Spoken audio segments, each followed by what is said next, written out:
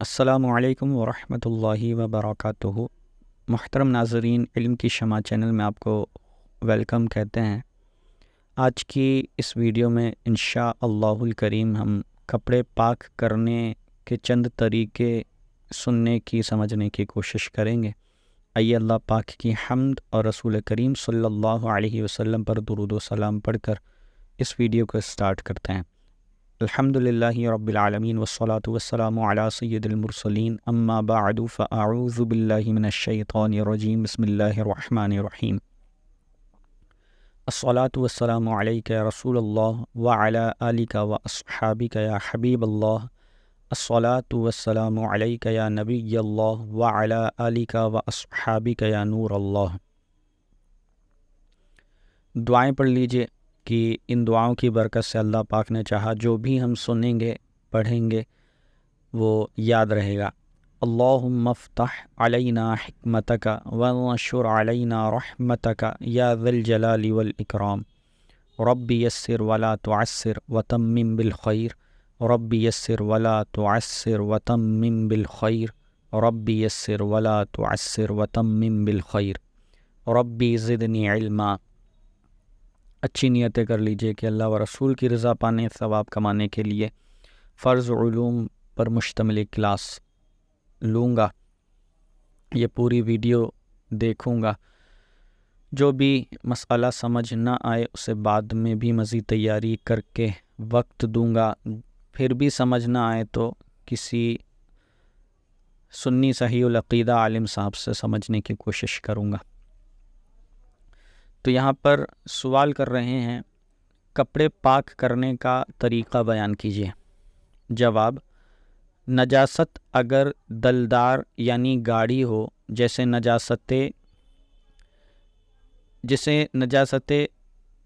مریح کہتے ہیں، جیسے پاخانہ، گوبر، خون وغیرہ، نجاست اگر گاڑھی ہوتی ہے تو دھونے میں گنتی کی کوئی شرط نہیں ہے، بلکہ اس کو دور کرنا ضروری ہے۔ اگر ایک بار دھونے سے دور ہو جائے تو ایک ہی مرتبہ دھونے سے پاک ہو جائے گا، اور اگر 4-5 مرتبہ دھونے سے دور ہو تو 4-5 مرتبہ دھونا پڑے گا۔ ہاں، اگر 3 سے کم میں نجاست کا اثر دور ہو جاتا ہے، نجاست دور ہو جاتی ہے تو 3 بار پورا کر لینا مستحب ہے۔ اب اگر نجاست رقیق ہے یعنی پتلی، جیسے پیشاب وغیرہ ہے، تو 3 مرتبہ دھونے اور تینوں مرتبہ بقوت یعنی پوری طاقت سے نچوڑنے سے پاک ہوگا۔ اور اگر قوت کے ساتھ نچوڑنے کے یہ معنی ہیں، اور قوت کے ساتھ نچوڑنے کے یہ معنی ہیں کہ وہ شخص اپنی طاقت بھر اس طرح نچوڑے کہ اگر پھر نچوڑے تو اس سے کوئی قطرہ نہ ٹپکے۔ اگر کپڑے کا خیال کر کے اچھی طرح نہیں نچوڑا تو پاک نہیں ہوگا۔ اگر دھونے والے نے اچھی طرح نچوڑ لیا تھا، لیکن ابھی ایسا ہے کہ اگر کوئی دوسرا شخص جو طاقت میں اس سے زیادہ ہے وہ نچوڑتا تو 1-2 بوند ٹپک سکتی ہے، تو اس کے حق میں یعنی پہلے پرسن کے حق میں پاک اور دوسرے پرسن کے حق میں ناپاک ہے۔ اس دوسرے کی طاقت کا اعتبار نہیں۔ ہاں، اگر یہ دھوتا اور اسی قدر نچوڑتا تو پاک نہیں ہوتا۔ پہلی اور دوسری مرتبہ نچوڑنے کے ساتھ جو ہے ہاتھ کا پاک کر لینا بہتر ہے۔ پہلی اور دوسری مرتبہ جب نچوڑ لیں، اس کے بعد ہاتھ کو پاک کر لینا بھی ضروری ہے، بہتر ہے، اور تیسری بار نچوڑنے سے کپڑا اور ہاتھ دونوں ہی پاک ہو جائیں گے۔ اور جو کپڑے میں اتنی تری رہ گئی ہو، جو کپڑے وغیرہ میں اتنی تری رہ گئی ہو کہ نچوڑنے سے 1-8 بوند ٹپکے گی تو کپڑے اور ہاتھ دونوں ناپاک ہو جائیں گے، کیونکہ اس میں ابھی بوند جو ہے باقی تھی، اچھی طرح یہ نچوڑا ہی نہیں گیا تھا۔ اس میں لازمی یہ احتیاط کیجئے کہ اگر پہلی یا دوسری بار ہاتھ پاک نہیں کیا اور اس کی تری سے کپڑا کا وہ حصہ بھیگ گیا، اچھا حصہ بھی بھیگ گیا یوں کہہ لیجئے، تو وہ بھی ناپاک ہو جائے گا۔ اب کپڑے پاک کرنے کا جو ہے مزید 2 آسان طریقے بھی سن لیجئے۔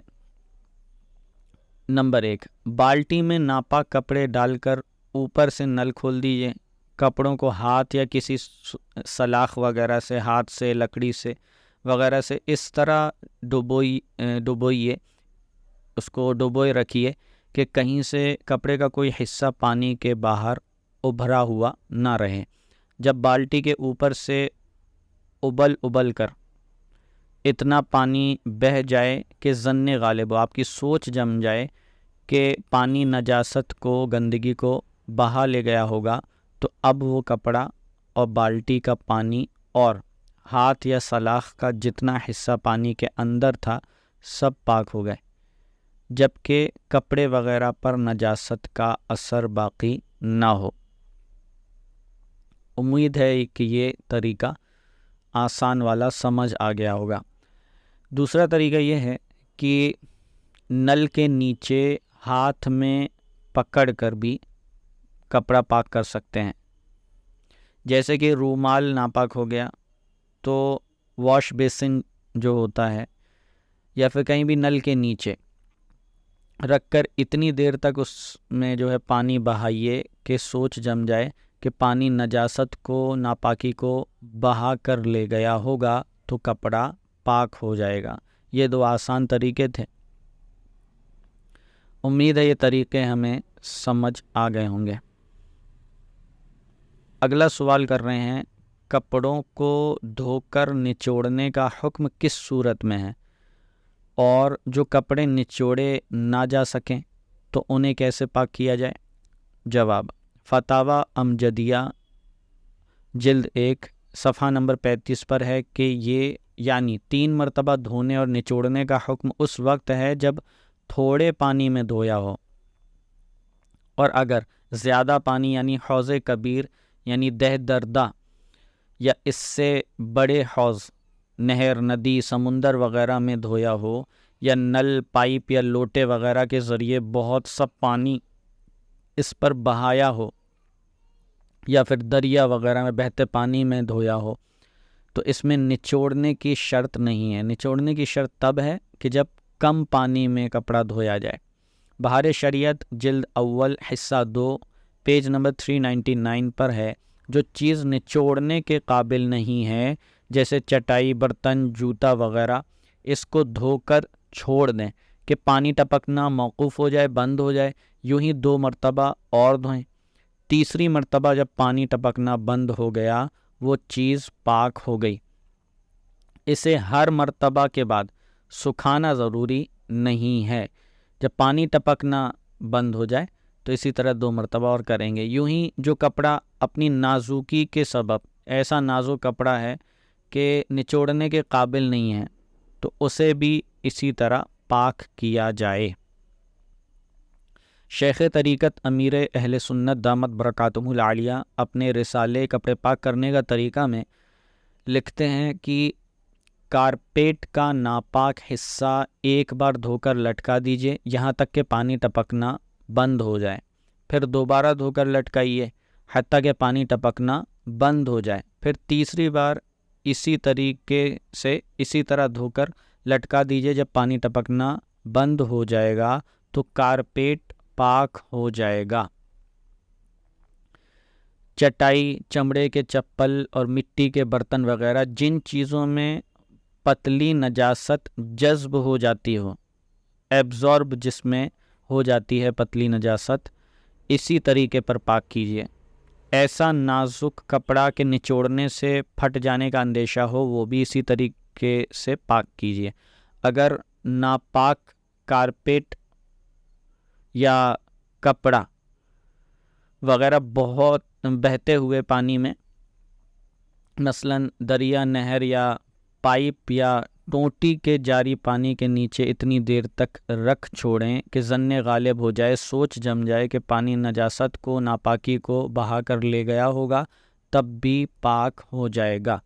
کارپیٹ پر بچہ پیشاب کر دے تو اس جگہ پر پانی کے چھینٹے مار دینے سے وہ پاک نہیں ہوتا۔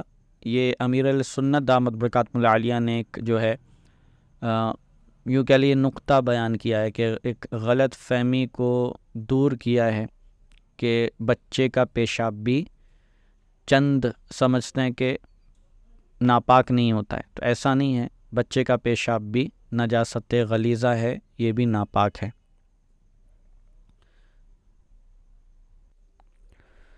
امید کرتا ہوں محترم ناظرین آج کی ویڈیو آپ کو مفید لگی ہوگی، تو گزارش کروں گا کہ ساری ویڈیوز نہ صرف خود دیکھیں بلکہ دوسروں کو شیئر کر کے خوب نیکیاں جمع کرنے کی کوشش کیجیے۔